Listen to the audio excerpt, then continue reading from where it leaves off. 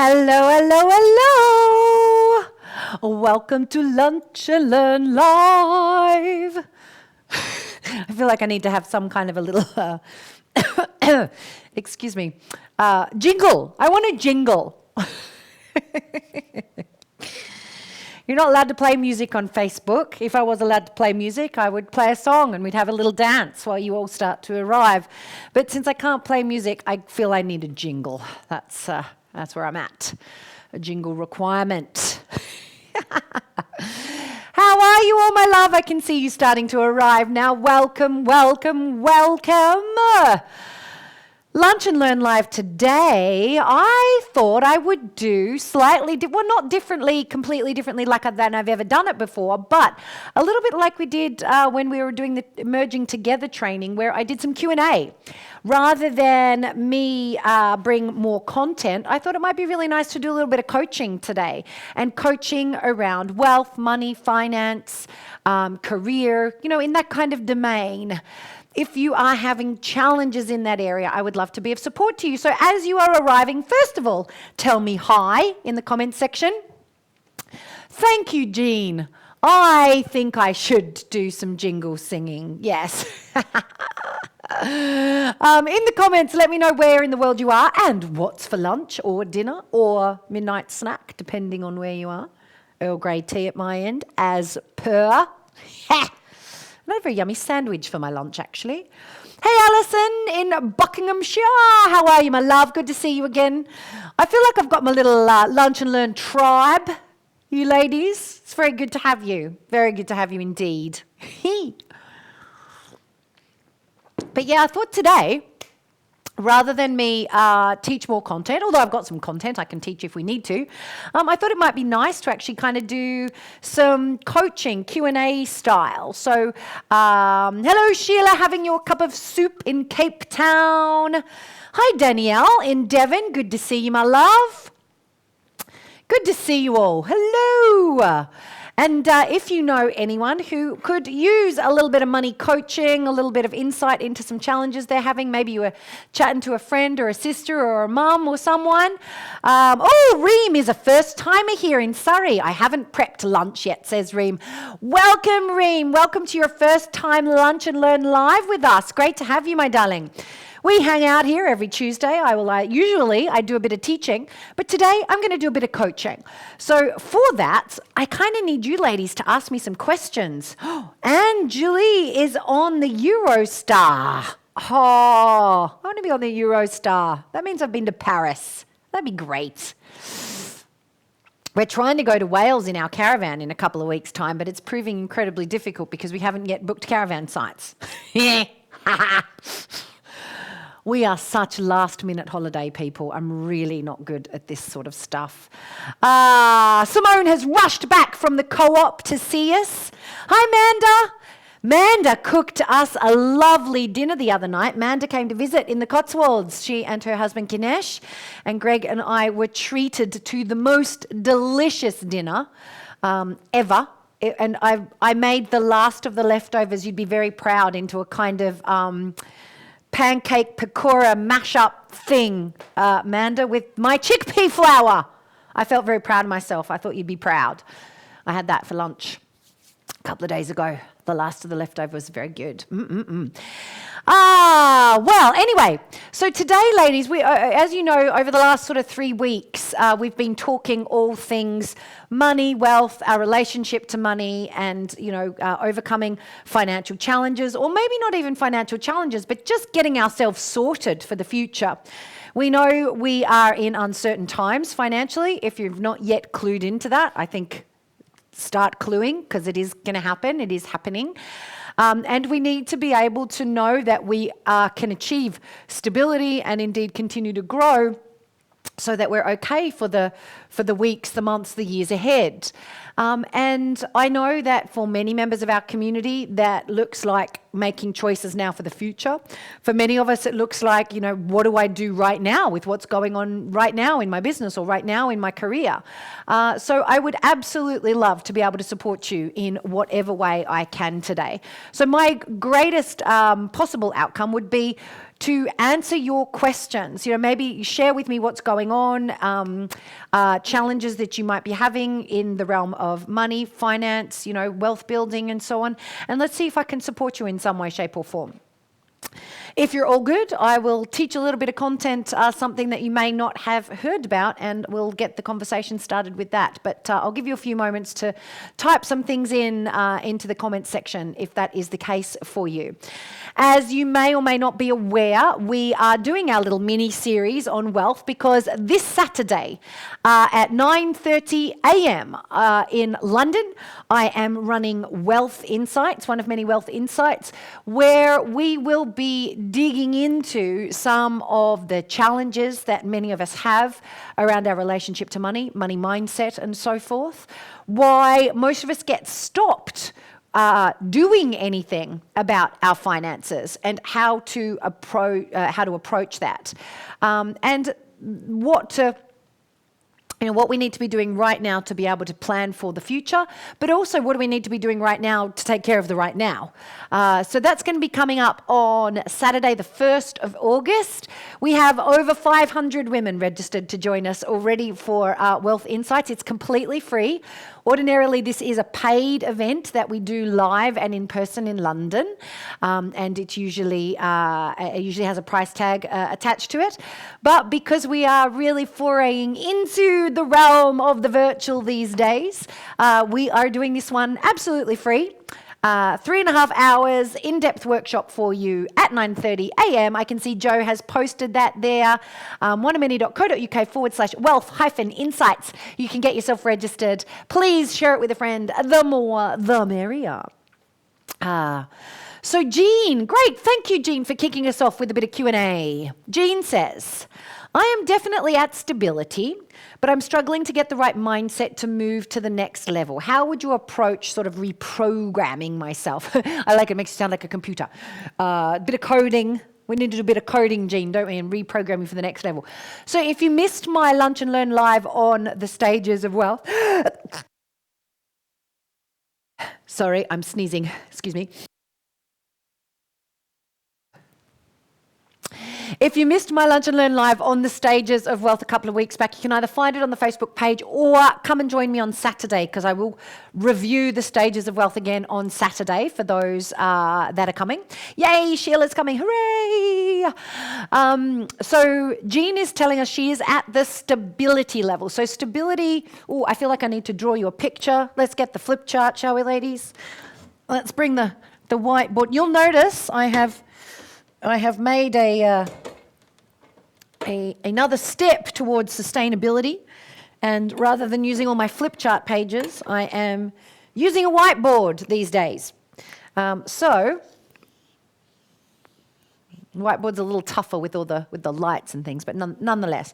So with the stages of wealth, we talk about stability, security. And I'm not going to go into detail because I covered it a couple of weeks ago, and I'll cover it on the weekend. But this is just to help Jean with the question. Independence and affluence. And kind of below our pyramid, if you like, is instability. So Jean is saying she's right here at stability, right? Right here at stability. So if you are at instability, the lesson to get to stability is the lesson of accountability, right? The lesson of accountability. And when I talk about accountability, I'm talking about making sure you're measuring everything, right? You know what your ins and your outs are, and you're taking control of that. It's being accountable to yourself for the actions that you need to take. And it's also being accountable to somebody else, having a coach or someone following up on you to make sure you keep your promises to yourself. And that's getting to stability. Now, Jean is saying I'm definitely at stability, but I'm struggling to get to the next level. So to go from stability to security, there's a couple of things you've got to do, first of all. Jean, you need to make sure, first of all, that you've integrated the lessons of accountability from this first level, right? So I know you were watching 2 weeks ago when we did this piece where we had a look at the stages of wealth. We talked about going from instability to stability and that lessons of accountability. So first of all, the first question, Jean, is, are you doing all of the measuring? right? Are you doing all of the measuring of the ins and the outs? Are you accountably bringing in some income, right? Are you accountably doing that, right? And getting and bringing some money in?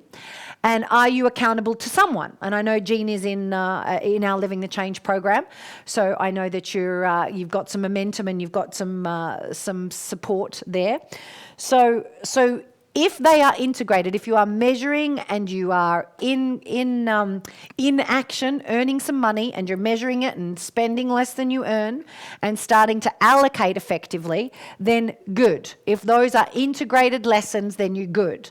If they're not, you still need to integrate them. Even if you're getting the results of stability, i.e. your ins equal your outs, but you don't really know how much, if things get wobbly, you'll fall back to instability. You have to kind of embed these lessons at each level so that if you ever fall back, you'd only fall back so far. I'll tell you why. Because there was a time in my life where I thought I was at independence, and by my results, I was at independence, but I hadn't embedded the lessons at lower places. So when I fell back, when things got wobbly financially and fell back, I fell back to the stability level, right back to where we had actually embedded the lessons, right, where I'd embedded those lessons. So it's a really important point to make sure that you are embedding these transitional lessons at each point. So having said that, Jean, good. So Jean is saying, I've been measuring for years. Great, right? That's fantastic. She says, I spend less than I earn, so the pot grows a bit slowly. Perfectly. So now, next question, to make sure that are you actually at security, we need to check in on a few things. Have you got relevant insurances? Have you got a rainy day fund, Jean? Have you got relevant insurances and have you got a rainy day fund? Because that will tell me, are you indeed yet at security?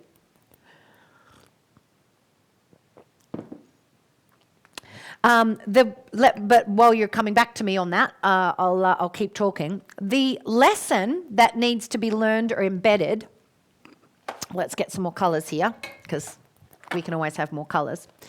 The lesson to go from stability to security is the lesson of flow. So basically, to be able to get ourselves to security and beyond, we need to tap into flow, where our greatest contribution in the world is. So Jean is saying I spend less than I earn, so the pot is growing slowly. But it's about then what could Jean do to get that pot growing faster, so that she can then she's got her rainy day fund, but not the insurances. So Jean, at a practical level, one of the things you want to do is is speak to someone about what basic insurances do you need to have in place, yeah? So that if for some reason you can't earn your income, right? If you can't earn your income, how are you being supported? Okay, so that's always a critical piece. You need to make a choice about that, whether you choose to self-insure or you're insuring through an insurance company. It's an important piece to be aware of.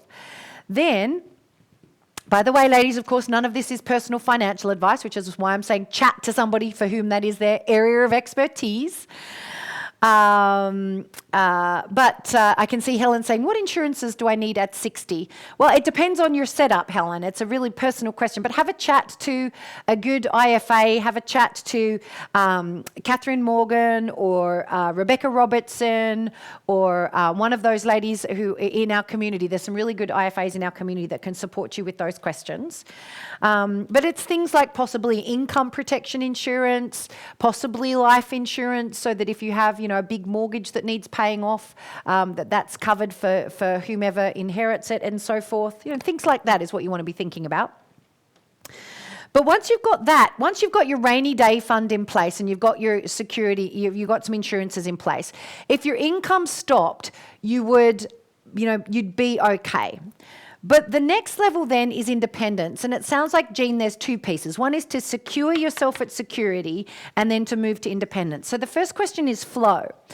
What is the greatest value that you can contribute? It's time to perhaps look at maximizing the amount of money you are making.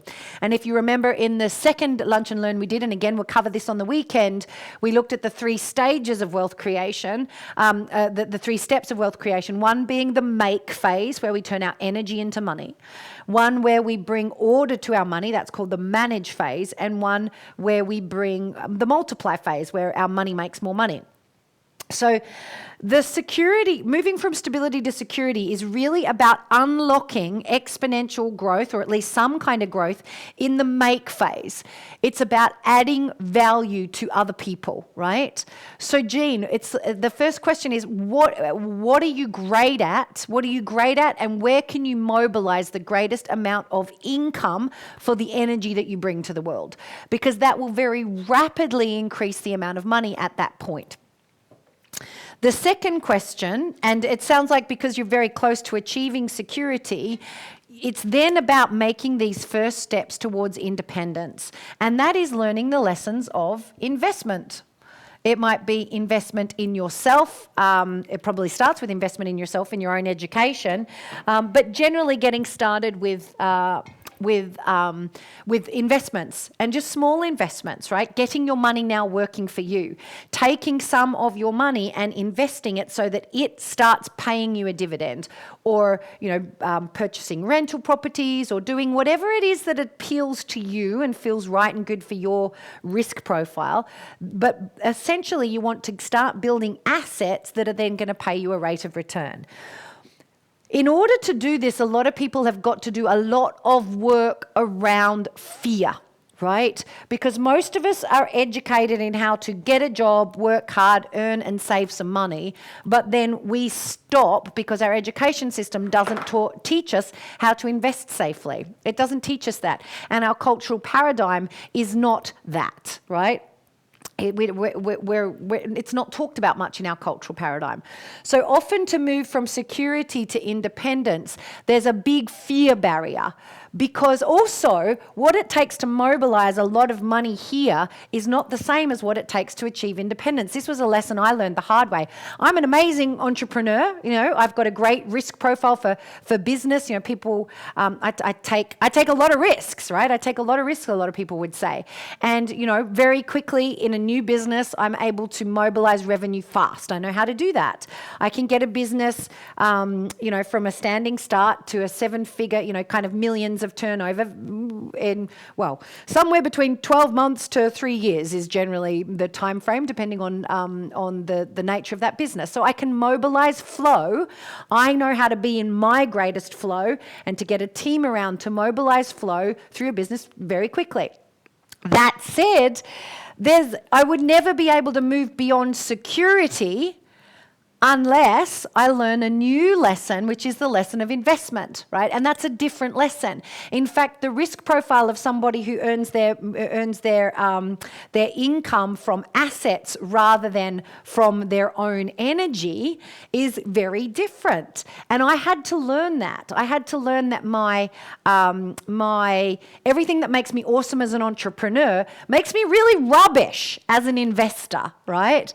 Until I started to learn what investments I enjoy, getting a team involved in it, not making silly decisions. Because when Greg and I had, there was a phase where we had so much money in our bank accounts in the early days, which is fabulous, great problem to have, but it was burning a hole in our pocket. And some of the dumb decisions we made because we hadn't learned properly these lessons of investment were critical.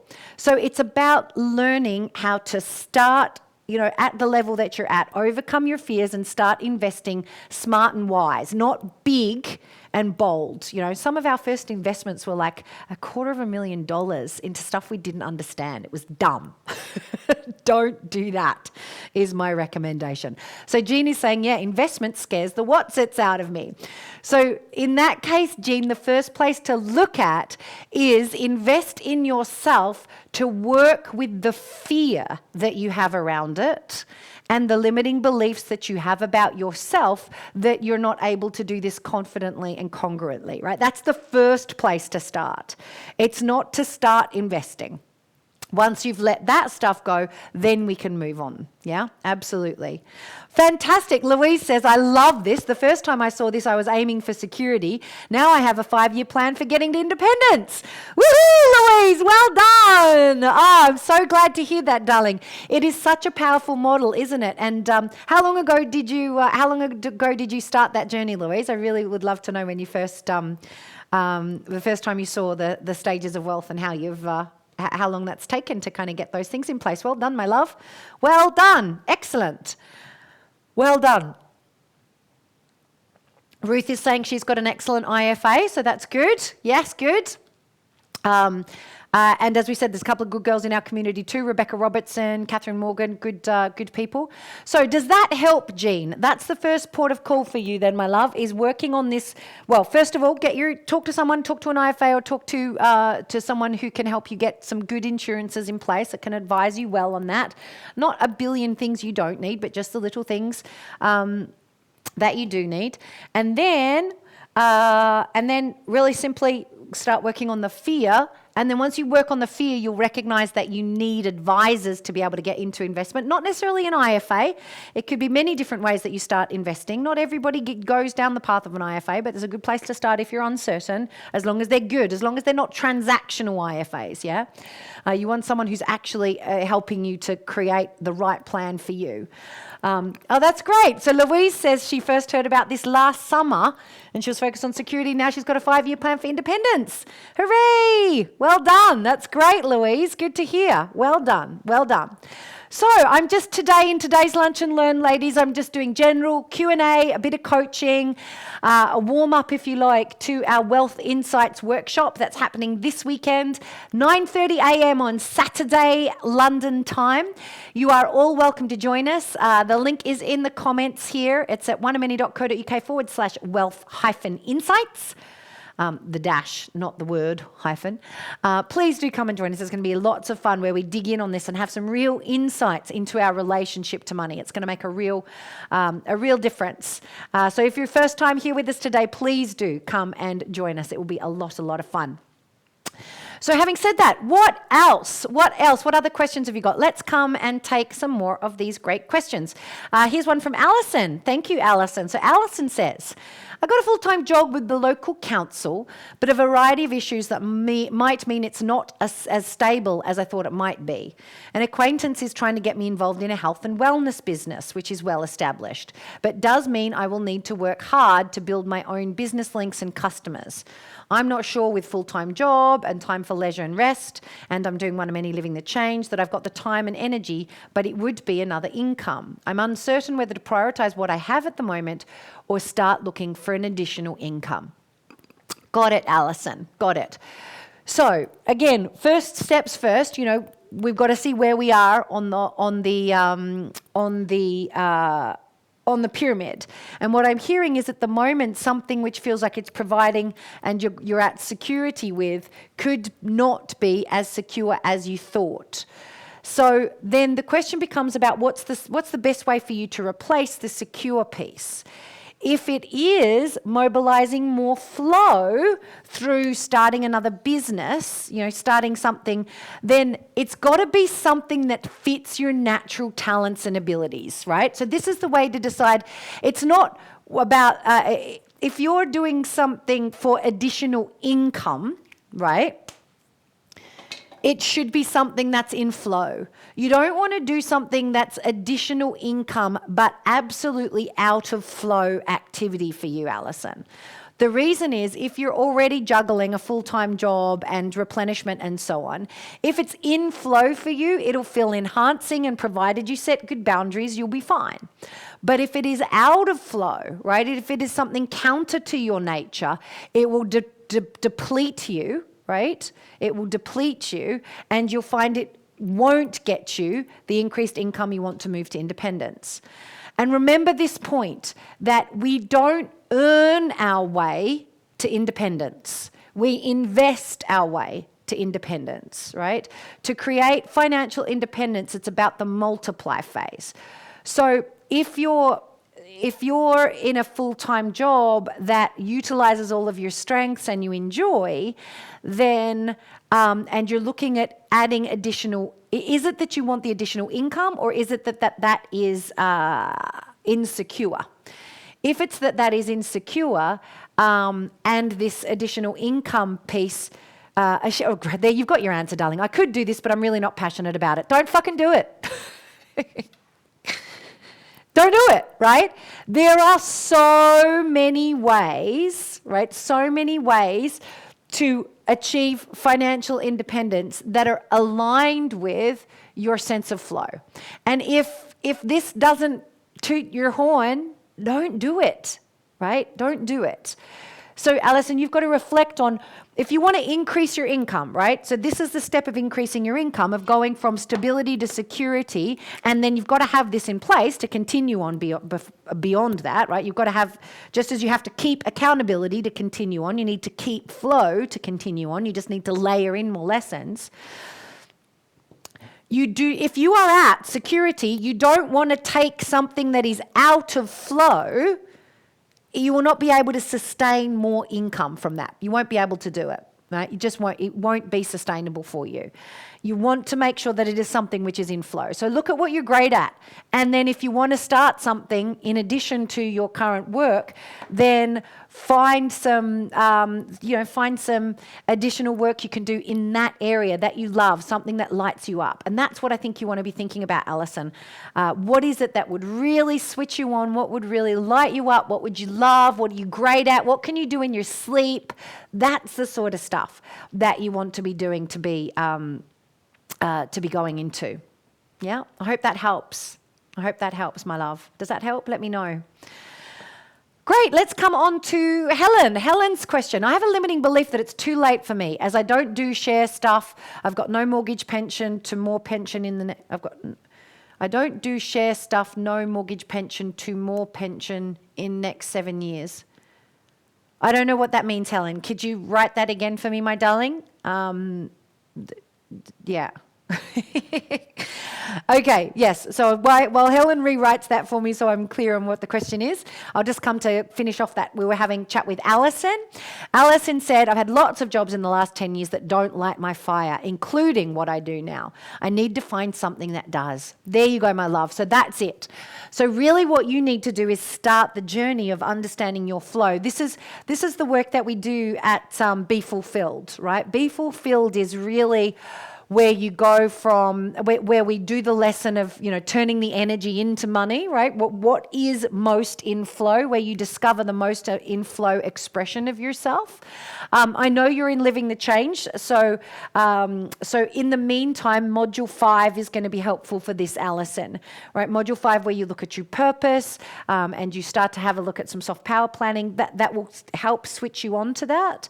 But Be Fulfilled is the retreat that we host, where we do that most profound work. But even with a bit of journaling and reflection on what are you great at, what do people pay you for, what is it about what you do, not the actual tasks, but the flavor of what you bring to people, where is your greatest value? That's what you want to get curious about. And then what sort of organizations do you want to be in an organization? Do you want to run your own business? Do you want to, be in a non-profit? Like, that's now the questions you need to be asking yourself. I would rather see you planning to move into a career, full-time career that you love, if the council one gets shaky, rather than looking at additional things that you don't love to stop something up. And perhaps have a look, do you have a limiting belief that you can't absolutely love what you do for a living, right? That might be an interesting place to have a look at.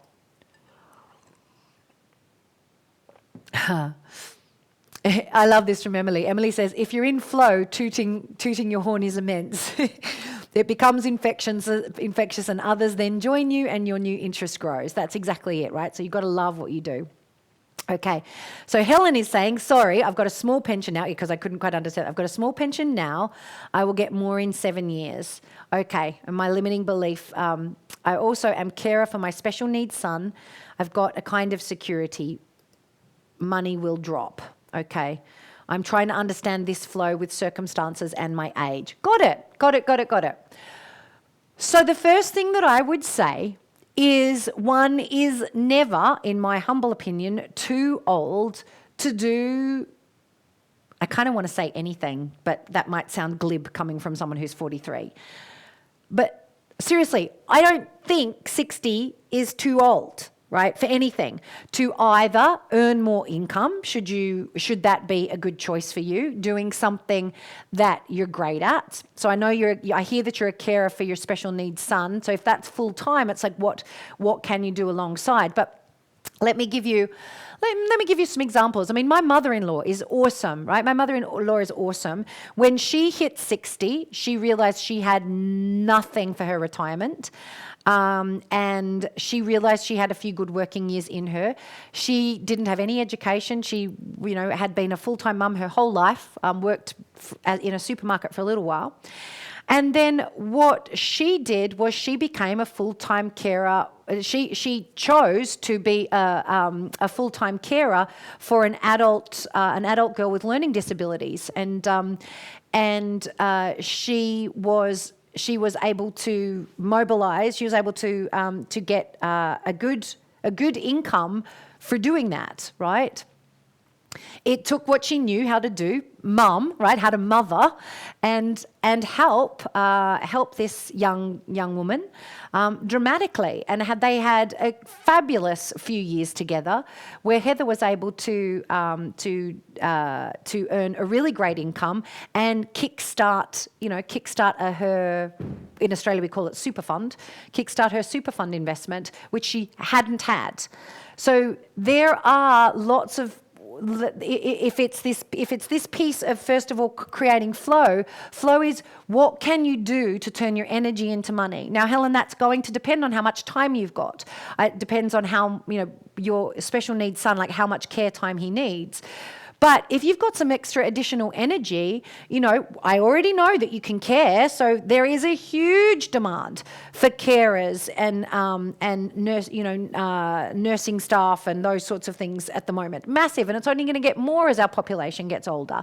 So if that's something that is enjoyable or easy for you, there's always opportunity to be able to get, perhaps, I don't know. I don't know your situation well enough, but what my mother-in-law did was she went and she got her certificate 3, just like her not a diploma, but a certificate in care, and then she started as a freelance care person that would go out and she'd bathe different, do some bathing in the community or help someone get their dinner ready or something.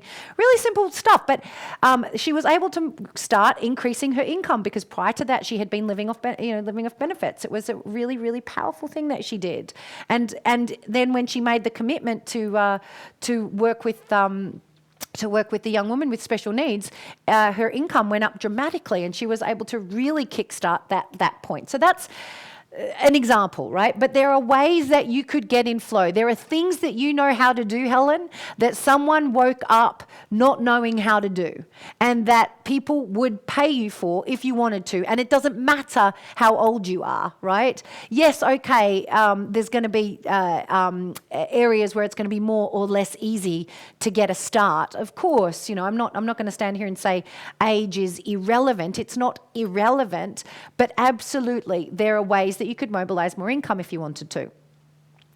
Then there's the question of it's about your investment. So it kind of depends on what your pension is. If it's if you've got your own pot of money that's drawing down, then you can get smart about how you invest that. But if it's one that's just the benefits where you don't have access to the actual investment pot, then that's a different kind of kettle of fish, of course. But you could talk to an IFA about that.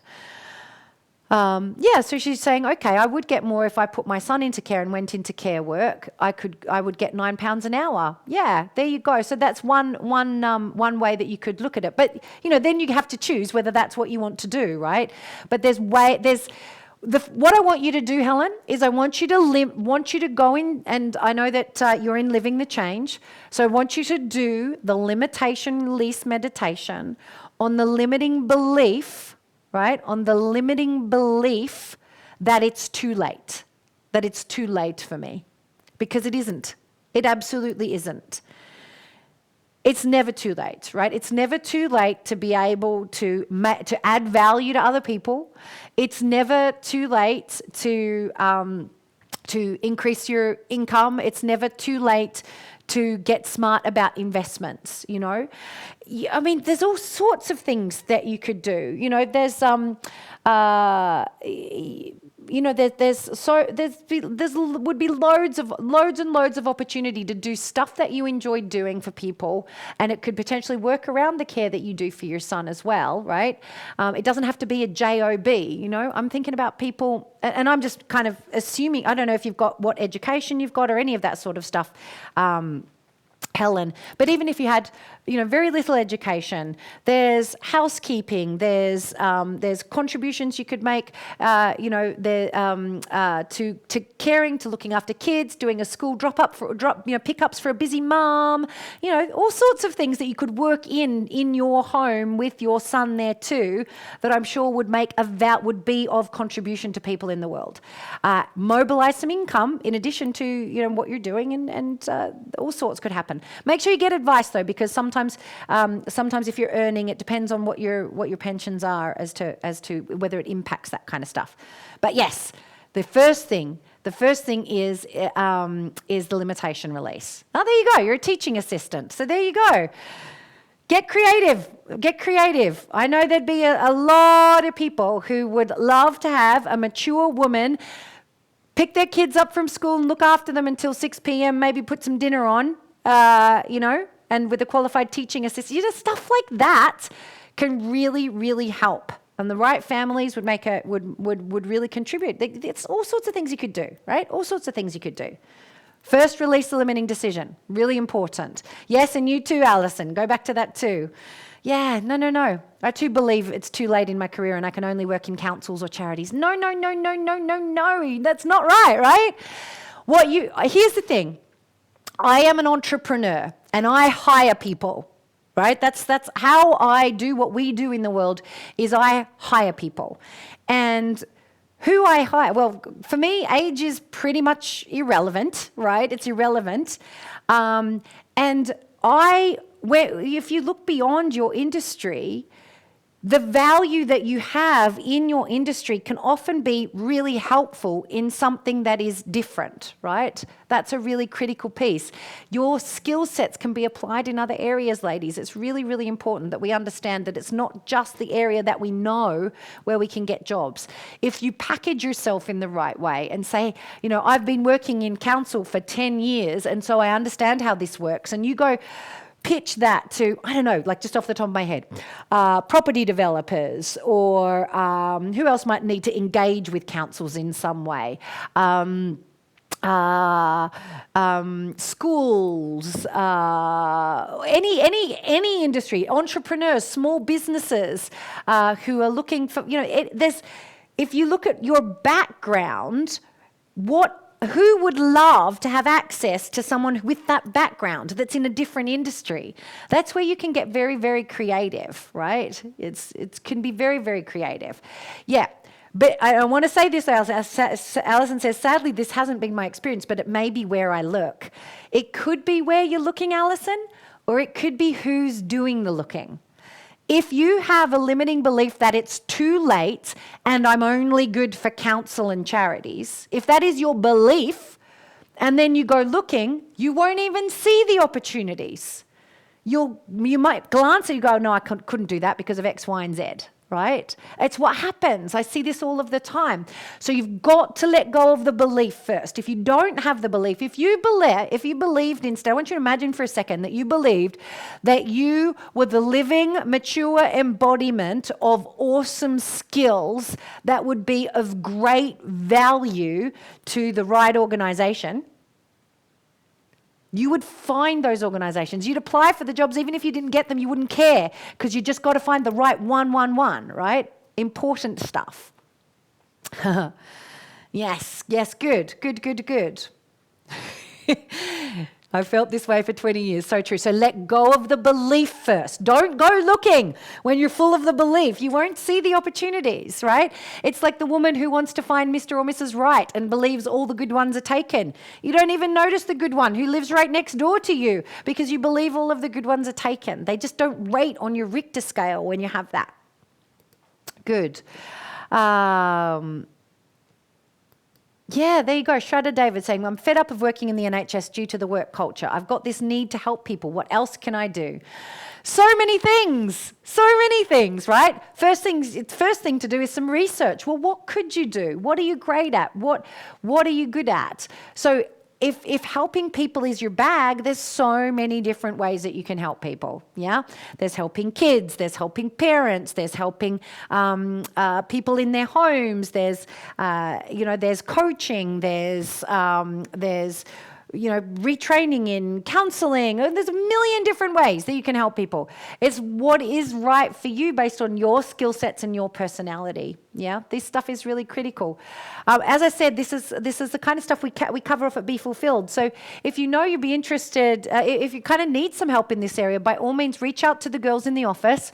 Drop us a line, talk@oneofmany.co.uk. I'll just put the email in the comments here, talk@oneofmany.co.uk, and book in a call with one of the team, and we can support you, ladies. We can absolutely support you with kind of reorganizing your career, right? If that's what you're up for.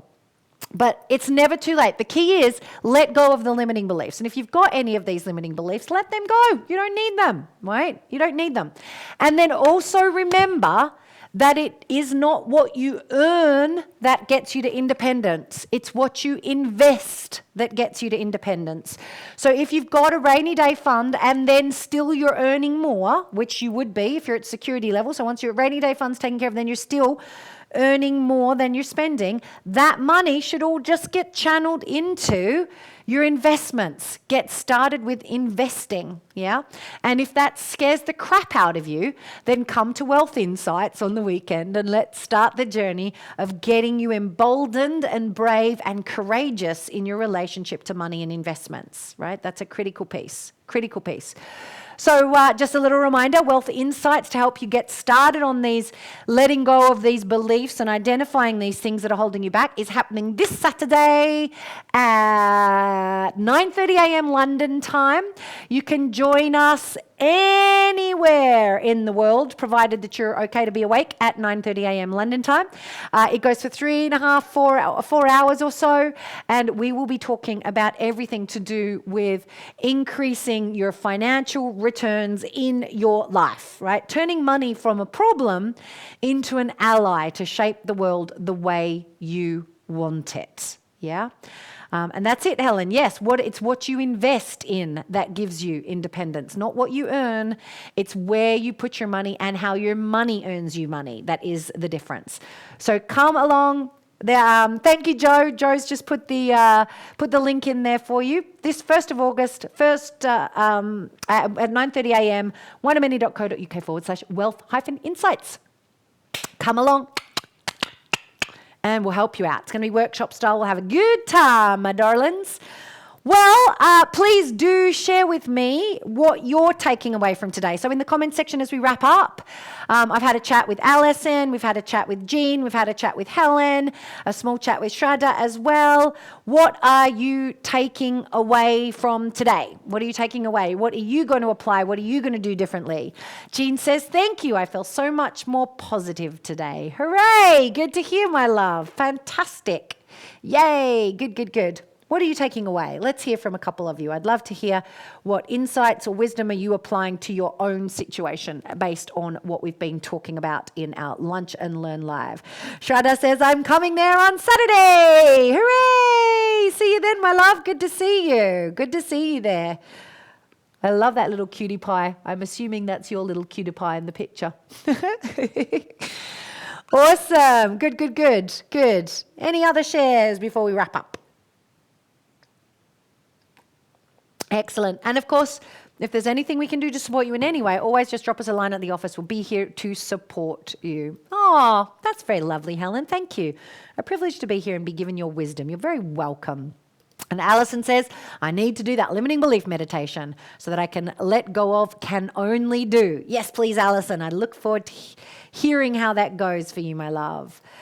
Excellent. Shraddha is saying, I'm letting go of limiting beliefs too. Sheila says, I'm getting into flow. Tracy says, I'm looking for my flow. I love listening to you. Really looking forward to Saturday. Yay, great. Nadine, bit more of a boost to get rid of my self-limiting beliefs. I've always worked hard and been appreciated, but still doubt my abilities. Well, Nadine, we're here for you if you need us. Please do. Great. Shireen says it's the need to invest. The question is what to invest in. I'll see you on Saturday. Yes, indeed. Fabulous. Kathy says, thanks for the reminder that if we aren't in flow, it isn't going to work for us to look forward to Saturday. Yay! Wonderful. Some great insights, my darlings. Great insights. Well done, Simone. Awesome. Yay.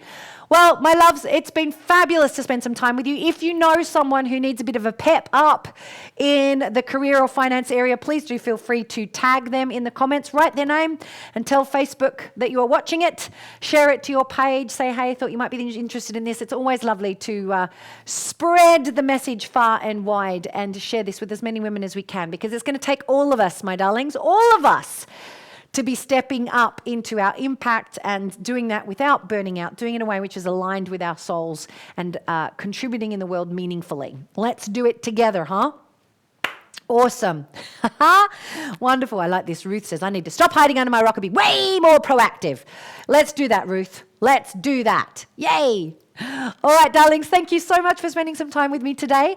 I will see you again next Tuesday for Lunch and Learn Live, but hopefully I'll see you before then on Saturday for some wealth insights. Look forward to it and see you then. Bye.